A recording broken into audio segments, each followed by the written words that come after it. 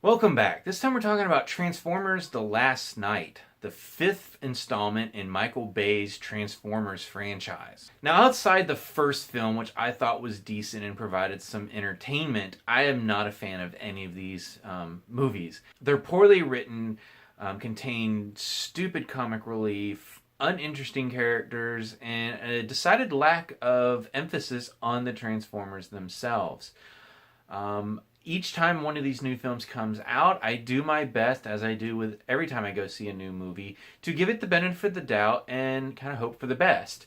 At this point with the Transformers franchise, I've pretty much given up hope that any of these, at least while Michael Bay is continuing to direct them, are going to be actually good movies. But I do still hold a little hope that sometime, we might get a actually maybe decent one. The Last Night is not that. This is a film that emphasizes everything wrong with the Michael Bay Transformers films, from a script perspective, from a comic release perspective, from a character development perspective, from a pacing perspective, and pretty much everything else other than crafting halfway decent action sequences. Normally I would say special effects as well, but there was a number of moments in this film that I felt the special effects, despite the reported budget of like $230 million for this film, were pretty subpar for today's standards as well as the standards that we've come to expect from the Transformers franchise. But my biggest problem overall with this film is it is a highly convoluted storyline that would take me longer to explain than it feels like they spent time writing the script. I know IMDb trivia has to be taken with a grain of salt, but I did notice an item on the trivia list for The Last Night that mentioned that there had been a kind of a writing room where people were getting together to come up with various ideas for spin-off films to expand the Transformers franchise into more of a cinematic universe. And Michael Bay got his hands on all of these various ideas and essentially took them all and put them in this movie. Having seen the movie, I can absolutely agree with it because in my written review for this film, I spent a lot of time talking about how the various individual storylines in this movie could have actually made decent movies. Each one of them on their own could have made a solid movie. Unfortunately, they're all put together, so not one of them gets any kind of development, or at least nowhere near the development necessary for them to actually make sense. And combining them together makes just everything an absolute mess. Nothing makes sense at all. The more you think about the things that are happening in this movie, the less it makes sense, and the less it feels like it even needed to be in this movie. There are so many side plots that take up a good portion of this film's 2.5-hour runtime that essentially go nowhere. And the more you think about it, the more you realize went nowhere. It really amazed me that almost no single storyline actually had a beginning, a middle, and an end. And unfortunately, the same thing can be said about the characters. The only one that we really care about at all is Cade Yeager, played by Mark Wahlberg, and that's because he was in the previous film. He's given no extra character development other than he can't be around his daughter because he's now a wanted criminal for helping the Transformers. But aside from that, none of the other characters really have any kind of development and have no arcs whatsoever from beginning to end. The only other character that I sort of enjoyed being on screen was the one played by Sir Anthony Hopkins, and that's just because he seemed to be having a whole lot of fun playing this really goofy, stupid character. And he's a great actor and actually did something with the horrible lines that he was given to actually speak out loud. I will attempt to quickly sum up some of the plot lines in this movie.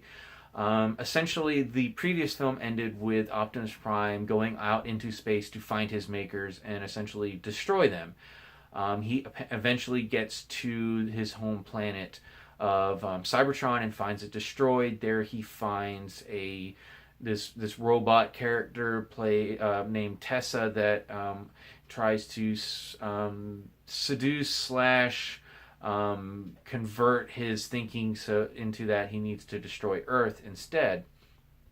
Back on Earth, as I mentioned, Cade Yeager is now a wanted criminal because essentially all Transformers, good or bad, have been declared enemies of humanity, and there's now this force going out and trying to either imprison or kill them all. All the while, more Transformers continue to fall from the sky.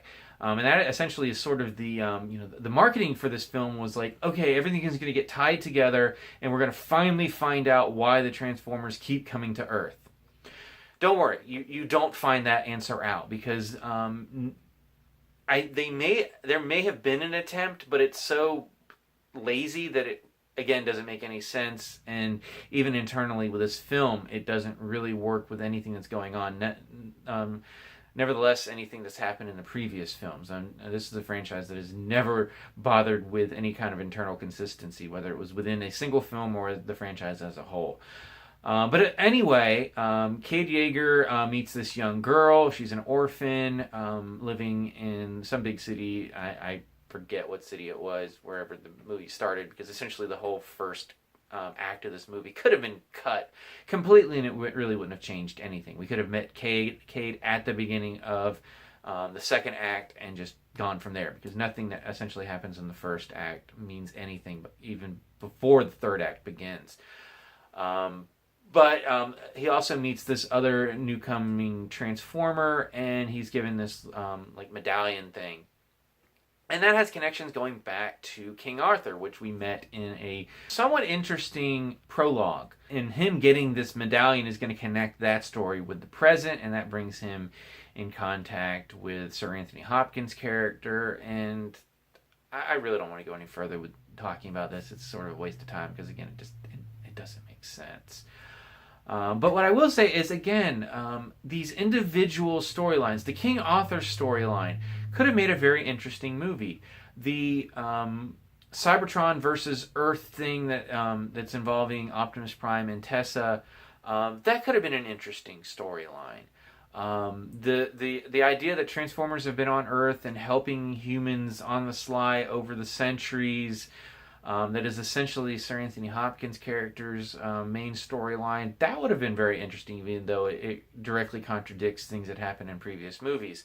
The orphan girl could have been interesting if her character actually went anywhere, which it doesn't.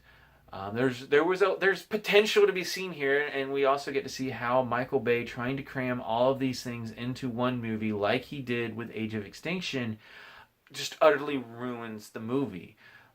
So much doesn't make any sense whatsoever. Like Cade Yeager's story, where he gets this medallion.